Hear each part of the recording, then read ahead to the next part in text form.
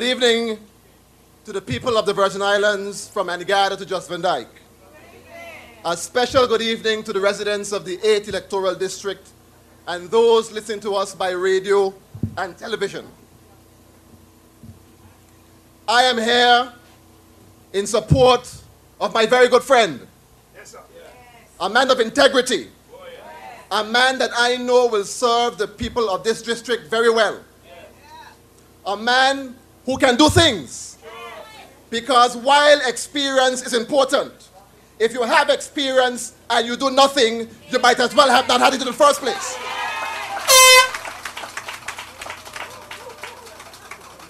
Talk is cheap, but money buy land, and Marlon will deliver for the people of the 8th district. I know that.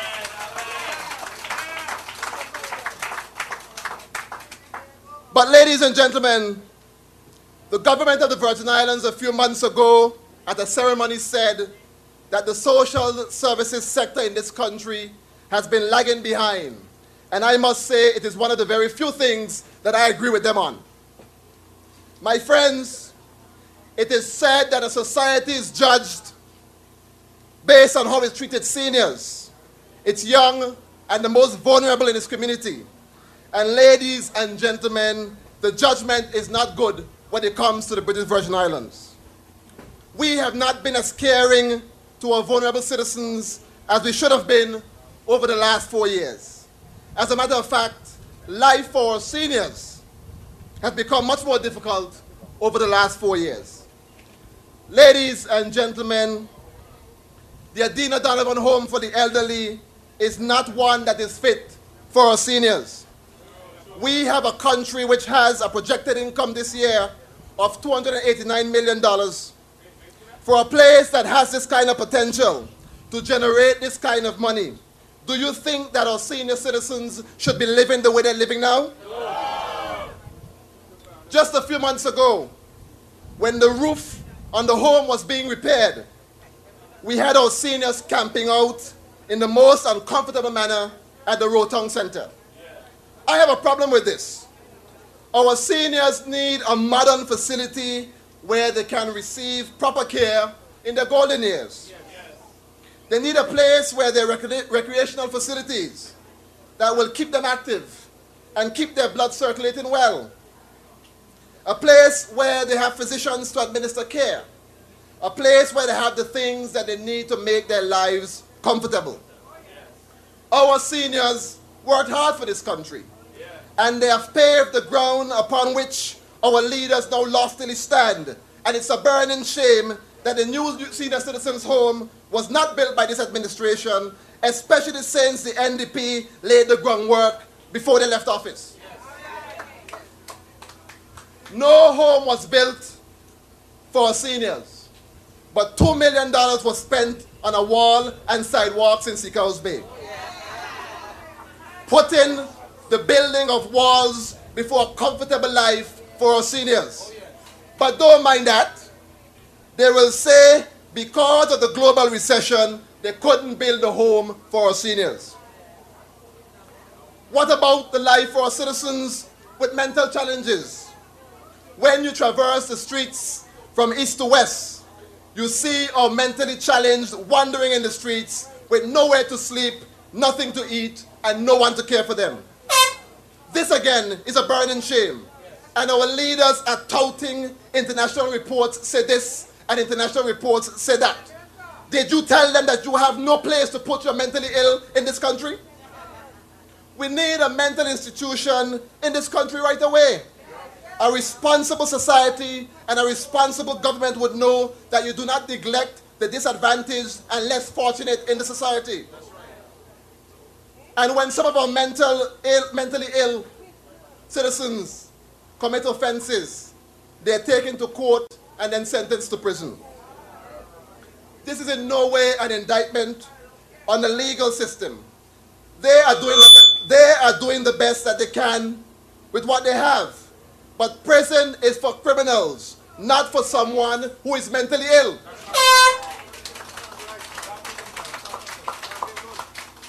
We promote a country, our country, as a high-end tourist destination. And this sort of situation is not only unconscionable, but it could have profound effects on our tourism product. What would our leadership say if one of our mentally ill citizens seriously injures a tourist? There is no mental home for mentally challenged, but upwards of $5 million was spent on fixing a gut that still runs the same way and continues to damage people's property. But don't mind that. They will say that it's because of the global recession they couldn't do anything better for mentally ill citizens. And what about the hospital for Virgin Gorda? Our citizens in Virgin Gorda and the Sister Islands are brought down to Peebles Hospital on the back of a boat like cargo seeking medical attention. This government has been bragging that they've been ruling this country for over 40 years. And after 40 years, the people of Virgin Gorda still do not have a hospital, and the people of Antigua and Just Van Dyke still do not have a level of health care that is deserving to them as good citizens of this country. It is time for our citizens on our sister islands to be properly cared for, and we will do it. No hospital for Virgin Gorda, but upwards of $6 million was spent and continues to be spent on greenhouses that up to now has not even produced one okra.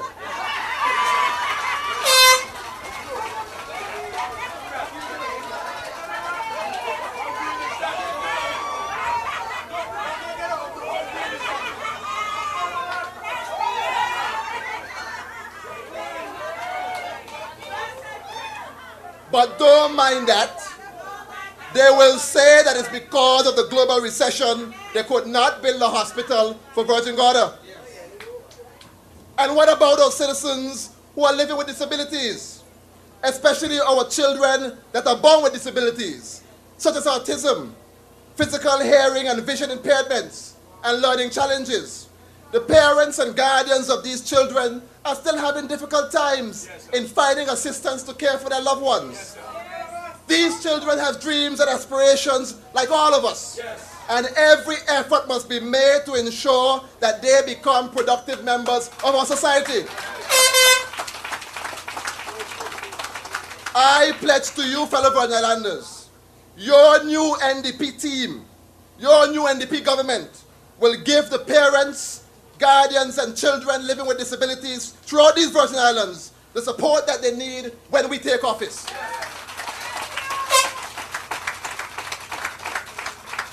Some of that money that was spent over the last 4 years on some of these useless studies could have been put towards providing the professional help that these children need. But don't mind that. They will say that it's because of the global recession they couldn't do nothing to help our children.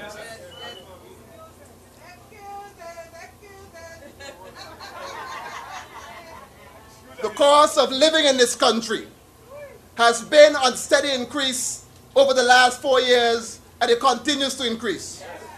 Our citizens who are on the lower end of the pay scale are having a hard time keeping food on the table and electricity in their homes. Our pensioners who have grown accustomed to living off of a particular monthly income are becoming alarmed because if this continues, they will not be able to keep pace financially. We hear constant excuses that the recession is responsible for the government's mediocre performance while in office. Yes, sir.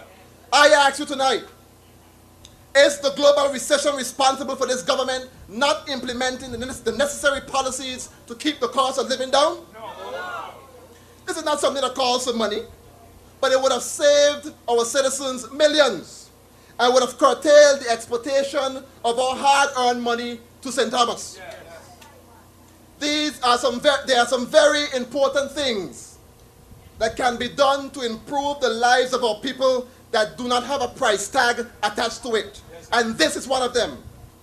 When we take office, we will commence work right away to put the necessary mechanisms in place and make the necessary decisions needed to bring the cost of living down in these Virgin Islands.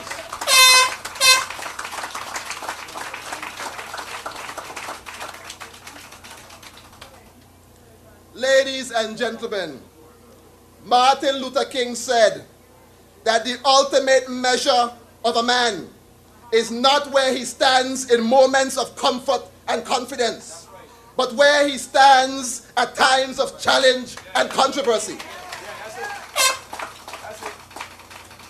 My friends, we know that the Virgin Islands Party is now standing in challenging times because they know they have not performed, but yet they are asking you, the people, to return them to office for another 4 years.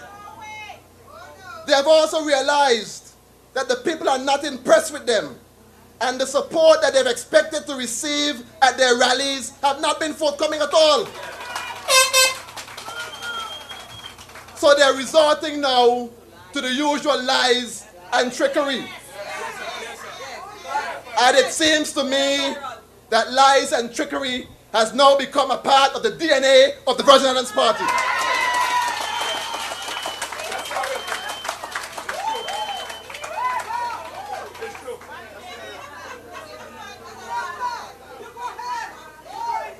Did you hear them last night again? Pontificating? They shared absolutely no plans on how they intend to take this country out of the economic mess that they've put us in. No plans on how they intend to make life better for the people of the country. Absolutely nothing.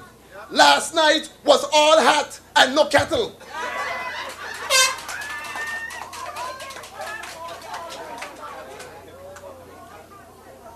But ladies and gentlemen, I told you last Saturday night in Rowtown that desperate men and women cannot be trusted, and my words did not fall on the ground. For last night you heard who should be honorable people dishonoring themselves with lies to win an election. Just to win an election. They looked in the eyes of the people of this country and told them that we will lay off the civil servants if we get elected. A nefarious plot to turn the civil service against the new NDP. The civil servants know that this is not true. I never said that. We never said that. And the proof is there. The tapes from the rally is there. The information on credible internet news sites are there. It is in all the newspapers this week. You can see it for yourself. While trying to gain political points last night, the only benefit that accrued was the people once again saw that the only time that the VIP knows how to be economical is when it comes to telling the truth.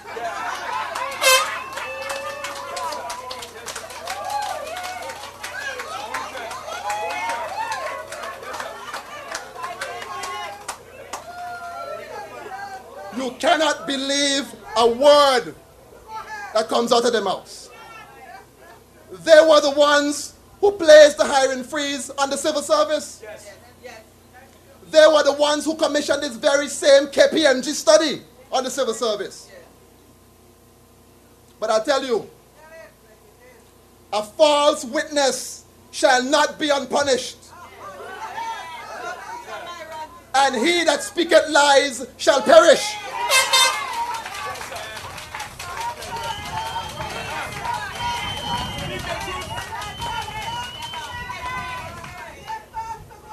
But as our supporters say, the only people that we want to cut from the BVI government are the lame VIP ministers and the entire backbench.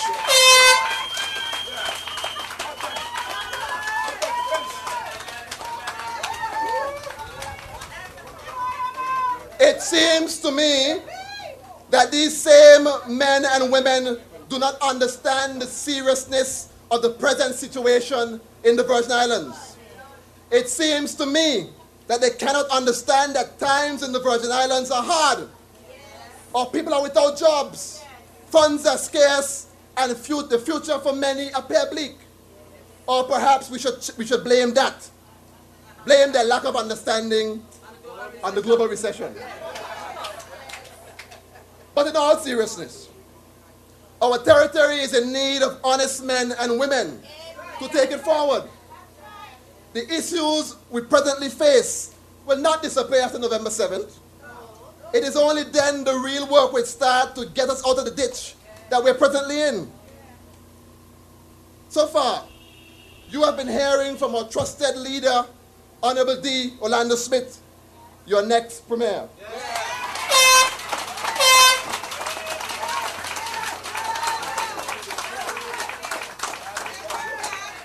You have heard from your next 8th District Representative, Marlon A. Penn. And we have been speaking with you, our fellow citizens, and collectively offering solutions to our challenges. We will need to rally together as a country to help the Virgin Islands get out of this mess and find those opportunities to rebuild confidence in our economy and truly make life for all our citizens, our elderly, our mentally ill, and disabled citizens the best it can be in the Caribbean. But ladies and gentlemen, before I leave, my grandmother used to say that when you're digging grave for somebody, you dig two. So while they tried to trip up the NDP last night, one of their large members said, where will the NDP get all this money for their plans? Are we to believe that that is a tacit confession that the country is broke?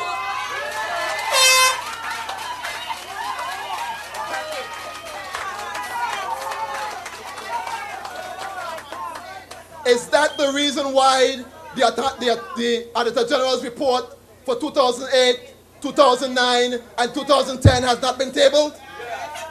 What if we want to carry that rumor that the country is broke, that you said the country is broke? When you're digging grave, dig two. So my friends, when they come to you with their tricks and their lies, you tell them that now is not the time for such political gimmicks. Now is serious time. If they insist on trying to convince you that the global economic recession crisis prevented them from doing their job, ask them again, what are your solutions? And ask them this: the recession is still in effect. As a matter of fact, there's talk that it may be a double-dip recession. If you couldn't perform in the first recession, how can you perform in the second recession?